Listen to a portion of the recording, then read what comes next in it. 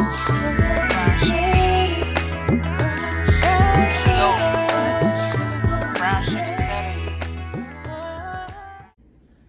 have a theory, and I don't have my microphone, so I hope y'all can hear me.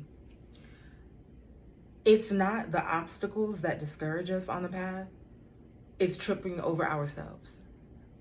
So, the path is clear.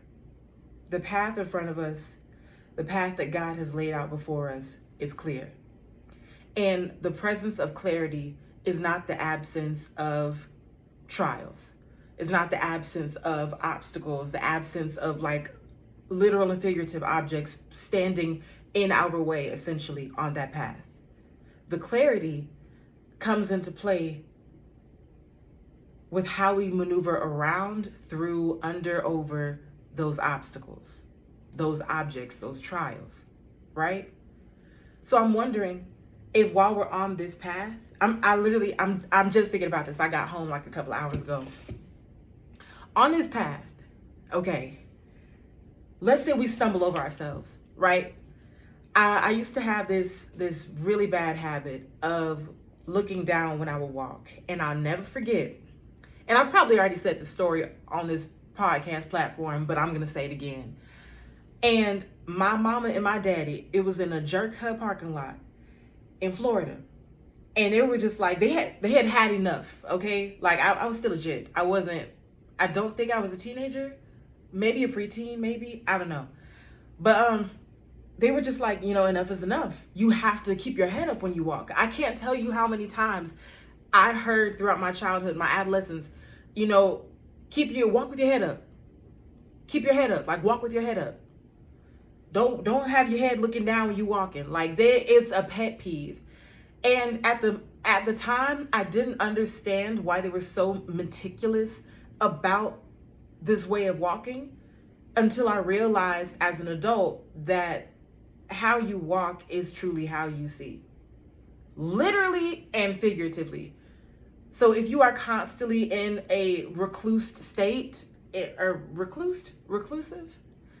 If you are constantly reclusing, minimizing yourself, projecting inward instead of like existing outward, keeping your inhales tight instead of allowing there to be an inhale and a take in and a consumption, but then also an exhale, a big one, an expression, having that balance. So if you are living in this position, if you are living in this position, you are walking in this position, of course, as a response to that, everything around you will seem and appear to be much larger. Yes, things will seem taller. Things will seem mightier, more complicated because of this position that you are in. How you walk is how you see. And so I noticed, when you walk with your head up, wow, you can really see stuff. Fun fact, even when you walk with your head down, you still get tripped up. You can be I could be staring at the ground in front of me, the sidewalk in front of me, down to the little itty bitty, if it's that concrete, and sometimes it has those different speckles. I could look at each little speckle and create a design in my head and still trip up and still stumble over myself. And so stumbling over myself for years taught me that I'm clumsy. And when you teach yourself that you are clumsy on this path, you then start to So how you speak to yourself and what people speak to you can be a blessing or a curse. Okay? Now, stay prayed up spiritually, because we do not tangle out here. We do not roughhouse. We're just some flesh and blood, baby. It's spiritual. It really is spiritual. So I don't want to use that word curse lightly. But I will say someone can speak life, or someone can speak maybe negativity over you. And it's up to you. You have then the autonomy and the authority to decide what your perspective is and how you will perceive that. Perfect example. If I perceive from how I walk and stumbling over myself that I'm clumsy, then I'm going to start to believe that I'm clumsy. And perception becomes reality. So how someone's perception of a situation is in fact their reality. It's how they operate. Their feelings are very much real. Their reaction, very much real. Their processing and their analysis, how they receive that and how that may alter their character in the future or may alter their boundaries in the future. All of those things are real, and in that they are a part of that person's overall reality. Word. So, stumbling and tripping over myself, I'm thinking, okay, damn, I'm clumsy. I'm just a clumsy person. I don't even know how to walk straight. Uh-oh. Ding ding, I've unlocked a new reality that I didn't want. So now I'm thinking I'm on this path and I'm not even equipped with the equilibrium. I'm not even equipped with the balance. Oh, my food is here. Pause. Okay, I'm back. So balance can be symbolic of maybe a resource that you believe you don't have access to, or a skill set you don't have access to, same as equilibrium. Equilibrium can be maybe a characteristic you don't believe you have, maybe a character trait, maybe a physical trait, maybe a skill set, whatever it is that you believe you do not have. So in this moment, in that chapter of my life, I'm thinking, I do not have the balance, I do not have the equilibrium to walk this path properly and efficiently. And so guess what I would do? I would take breaks. Breaks are cute when they're breaks. Breaks are dangerous when they become seasons and they weren't supposed to be. For me, I've learned that taking a break was one thing, but when I allowed that break to become a season for myself, it was a little destructive. And so I had to, in a sense, repair those damages caused by that season and then continue to move forward, right? So think of it as I'm on the path again. Clumsy girl. Okay, stumbling over myself. All right, let me take a break because clearly I cannot walk straight. So let me just take a break. Okay, cool. I'm taking a break. I'm standing, taking a break. Woo, catching my breath. All right, now I'm sitting, taking that break. Woo, child, now let me lay down and take this break. Baby, okay, let me fall asleep in this position. Fall asleep in this position, in this pause, and take a break. Okay, cool. So then I wake up, right? There goes that epiphany moment, that recognition. Waking up, looking around, dang, I'm in the same spot. What's going on? So now the vision is a little blurry. Let's be honest. You know when you wake up from a good nap, like a really good nap, and your vision is like a little blurry and it's like, it's kind of hard to see a little bit. Like, that was me. And I'm looking around like, ooh, that object over there looks much larger. So then what happens? Objects appear to be much larger than what they really are. Goals, objectives seem to be much further than what they really are. Our perception becomes distorted by that long nap that should have just been a little break, a little pause, a little moment to catch your breath. And that has happened to me. Happening. I'm shaking it off every day. Every day is a journey. Every day I have to walk with God. Every day I have to pray for that discernment. Every day I have to ask for forgiveness. Every day. Nobody just wakes up and, yes, we are born again, blessings, but okay, we still struggle, like every day. You know how many times God has taught me the same lesson, like over and over, but in different scenarios? So we have a very merciful and a patient God. I just want to say shout out to that. Like, shout out. But so on this path, I'm waking up. Okay, I've had my epiphany. Okay, Holy Spirit was like, wake up. You've been asleep too long. Wake up. I'm awake now. And I'm looking around and I'm thinking, woo, we got some catching up to do. And it's less about looking at other people on their paths and saying, wow, I got to catch up with them. Nah, don't do that. Do not do that. But you'll look ahead of you and you'll be intimidated because you're thinking, look at how much space I have to cover. That object, when I took my break, it was like right here, but now I've closed my eyes and I've gone to sleep and I've woken up again and it seems farther. It seems farther. It has not moved. Sometimes in our rest, God is merciful enough to bring it a little bit closer. But if you don't fix that blurred perception, you won't even notice that blessing. you won't even notice that God has brought the goalpost closer because he saw you take a break.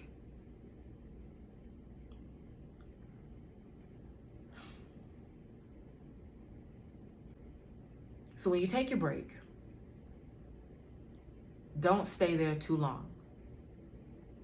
If parts of your body start to lock up, okay?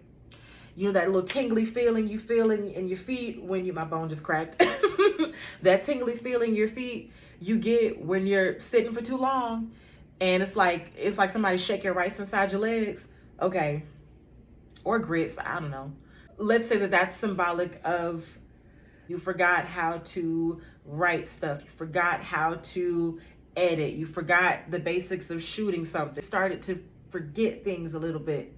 And so you got to shake those joints out again. You got to stretch stuff out because it's starting to lock up. When you start to feel these parts lock up, check in. You've been sitting for too long. Check in with your body. Sometimes we think we're being discouraged by trying to cross the obstacle and failing at that. Well, air quotes, failing at that. Just try again. But what if it's not that we've even gotten close to the obstacle yet? It's just from where we're standing, we've been tripping over ourselves too much. We've been overthinking too much. We've been, okay, shout out to the cars and being by the highway. We've been overthinking too much. We've been overanalyzing too much. Pay attention to that stuff. And I know we love to like say, pay attention to this, work on this, you gotta do this. Okay, yeah. So how do I do that? I got you.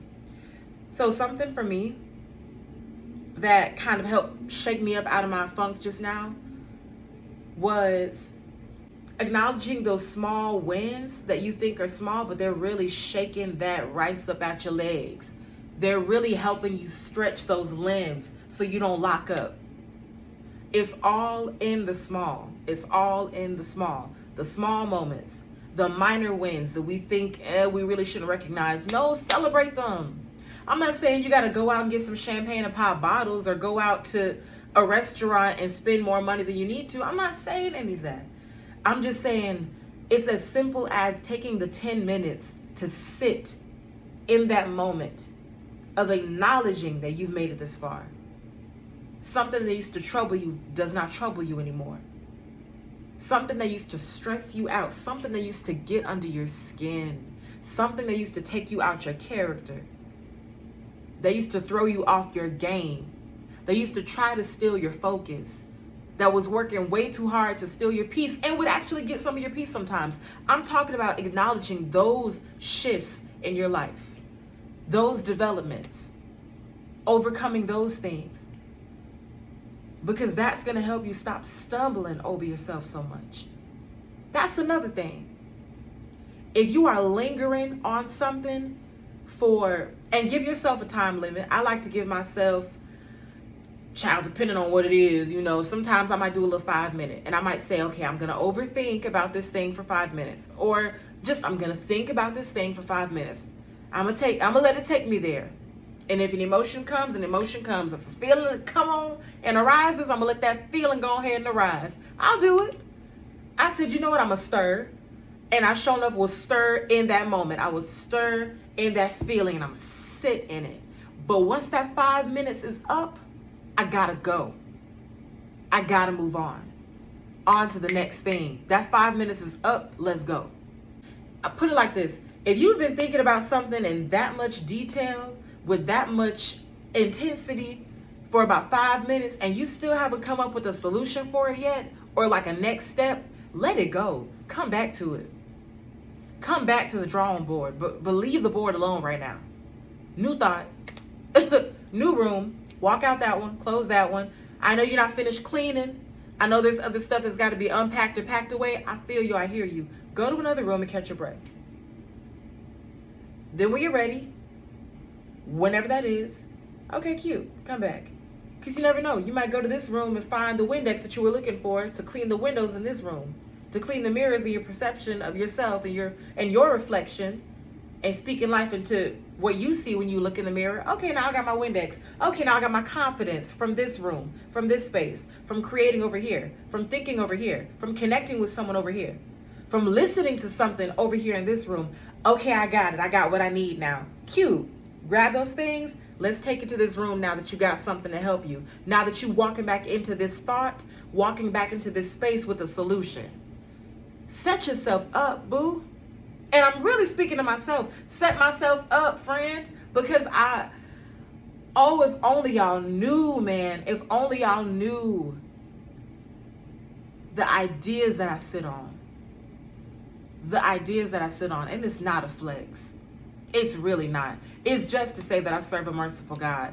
And that I'm blessed to wake up and still have those ideas to think about. Every day, he's giving me another chance to tackle that idea. If you wake up every day, and this isn't another episode of my podcast, and I'm going to keep speaking it till I'm not here anymore. Listen, if you wake up every day with that same message on your heart, with that same idea in your spirit, act on it. That is another day. That's another opportunity. Take that baby step every day. Okay? So let's do a little recap. Let's bring it back. Recap. So, first of all, what people speak to you and speak over you can impact you in a positive or a negative way. But you have the autonomy and you have the authority, God bless it, to, either accept it or to flip it and give that thing right on back. If you do not, please understand that your perception totally has a connection to your reality.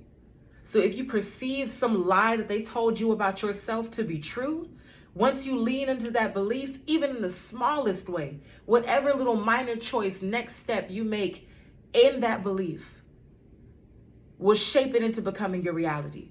So now you're operating in a lie because your mind tricked you into believing it was the truth. When your spirit knows that junk ain't true, you know you ain't lazy. You know you're not stupid. You know you're not less than. You know you are creative. You know you are strong. You know you are beautiful. You know you are handsome. But that perception, baby, gets us every time, right? Let's talk about taking breaks on this path because we already know presence of clarity on this path aligned before us that we are on does not then mean the absence of obstacles and trials. We know we're going to have those, but the clarity comes into play when we see how to maneuver the techniques, the strategies we can use to maneuver around, over, under these obstacles and trials that we perceive in front of us. Okay, cool. You need a break. Bet, let's take a break. Make sure that break does not then become a season based on your own doing. It's one thing when God allows us to sit in seasons of stillness. And I believe that in that stillness, pray that prayer. God, grant me the serenity to accept the things I cannot change, the courage to change the things that I can, and the wisdom to know the difference. Pray that prayer in those seasons. And he'll show you, the Holy Spirit will put that discernment in your heart to say, you know what, baby? We got you. All three of us. We all up in here. Jesus, the Holy Spirit, God, we all up in here. We got you. We put you in this season. So be calm in it. Be still and have peace in that stillness in that season because we put you here. Versus, I don't know, God, I don't feel good. I don't like being here. Something just ain't right. Like I'm not, man, I know I could be doing this. Man, I want to do that. But I ain't going to do it. No. Because what's happening is that rice is building up in your legs and you starting to tap your leg like, wait a minute, you falling asleep. Wait a minute, bones locking up. Joints getting tight. What we got to do, stretch it out. Because your body is trying to lock up. Don't let it lock up. Your spirit is trying to lock up. Don't let it lock up. Well, not your spirit. I'm sorry. Your mind. Your mind is trying to lock up. And spirit's saying, whoa, baby. I got some movement in me. My blood is pumping. Stop trying to lock me up. Stop trying to make me stiff. Okay? So do those things. Do those small moments of recognition, of gratitude, of celebrating how far you've come, of celebrating the little wins, of celebrating conquering things that used to hold you down, that used to steal your joy and steal your peace. Celebrate those little things, because I promise you, that's what's going to help you check on them bones, check on those joints, those muscles, right? When it comes to overthinking, hey, been there, done that. That's me every day.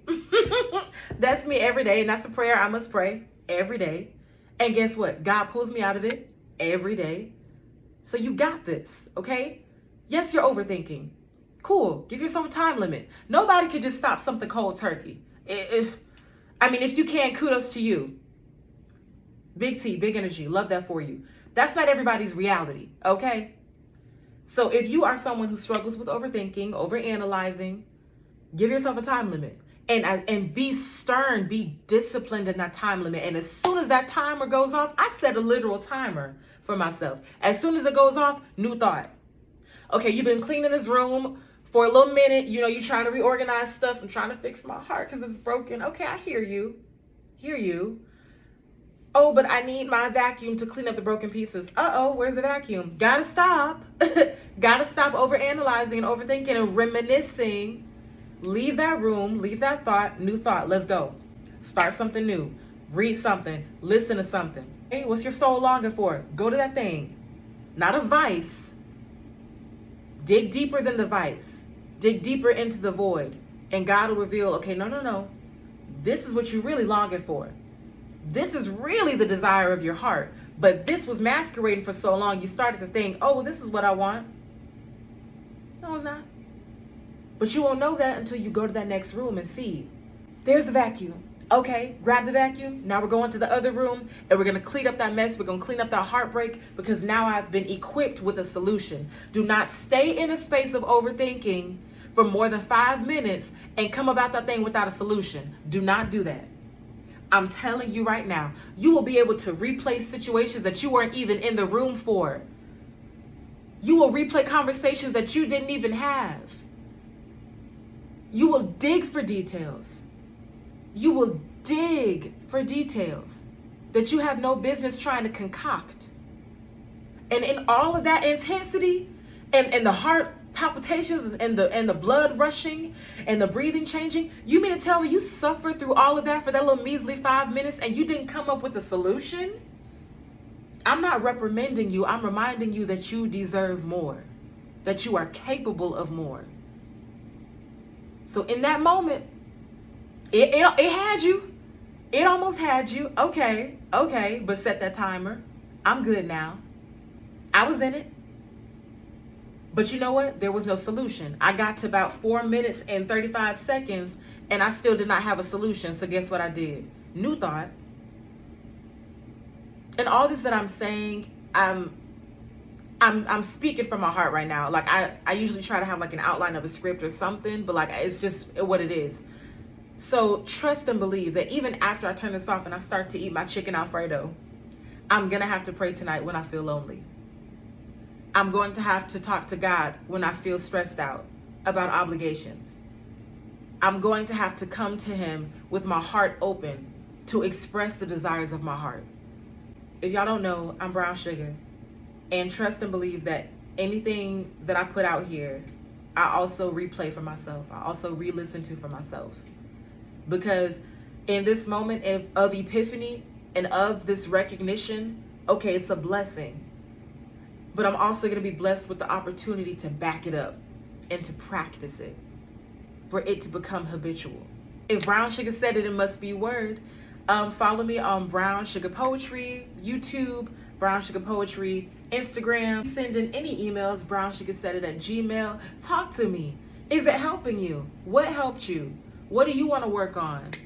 Like, I don't know, child, just talk to me and be blessed.